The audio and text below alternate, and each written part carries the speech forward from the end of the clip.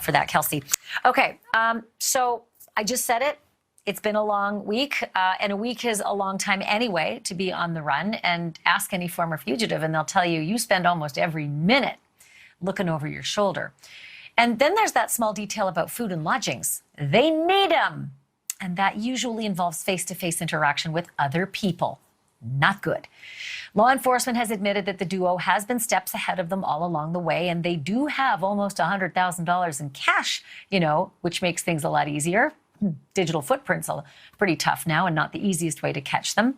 But Chris Swecker may have a few ideas. He's the former assistant director of the FBI Criminal Investigations Unit, and he led the successful search for the Olympic Park bomber Eric Rudolph. Okay, Chris, thank you so much for joining us tonight, because this is sort of just mystifying, right? Like, they seem to be clever enough to have cash on hand, knowing full well that the digital footprint always catches up with you.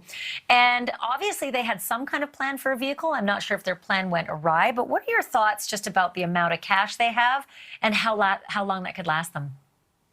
Yeah, with at least the $95,000 that Vicky White got from her house, or sort of the fire sale of her house, they can hole up in a cabin somewhere in Tennessee or Western North Carolina, somewhere in a remote area, rent it on Airbnb, not have to do it face-to-face or one of the other rental sites where you don't have to show an ID.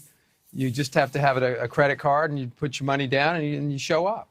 So I think that this was pretty well planned out. I don't think they're moving around at all right now.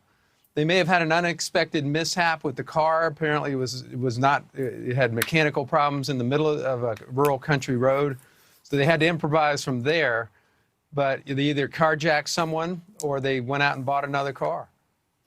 Okay, that's exactly what I was about to ask you. What do you think happened? Because when you see pictures of that orange Ford, it's in a lot somewhere, but that's only because a wrecker came and towed it from the middle of a rural road because traffic couldn't get around it. And then there's that green paint on it. So I'm trying to sort of get inside the mind of these two. And I'm wondering if they had planned to paint that car somewhere along the way so that they could keep using it, but that part of the plan fell through. Maybe they were mid-painting, or maybe they thought, let's leave it here and paint it. What did you make of that partially done paint job? Yeah, not too impressed with that, really. I mean, I think that was a haphazard attempt to disguise the car in case that Vicky knew probably that car's description was going to go out at some point. And they did a very amateurish job of trying to disguise it just enough to throw people off. But what they didn't count on, she bought a 2007 car, a really cheap car, and it didn't get very far. So there's planning here, but I'm not sure it's at the Mensa level.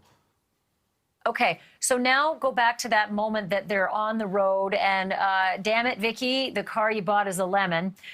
Who knows if it got violent then, because he's certainly a violent guy. Right. But you mentioned the carjacking, because that's what I thought.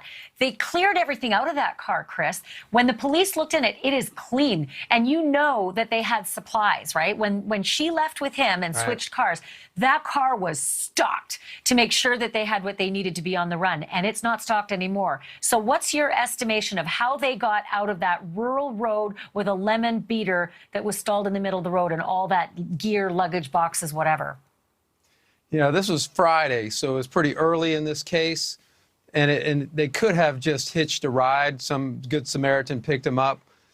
Given this guy's history, I think it's more likely that they carjacked somebody, which scares me a little bit. That usually doesn't end well. I suspect they rented a place ahead of time. They couldn't possibly have planned everything except where they were going to go. They had somewhere to go, and they had the money to rent a place. So I think they're holed up somewhere, and I think they realize they can't move around. They're following the media, they're following the internet, they're following the search. They could be watching us right now. So I think they realized, if they didn't earlier, that they can't be going about moving around. Thank you for watching. Click the red subscribe button below so you can get more of NewsNation's fact-driven, unbiased coverage.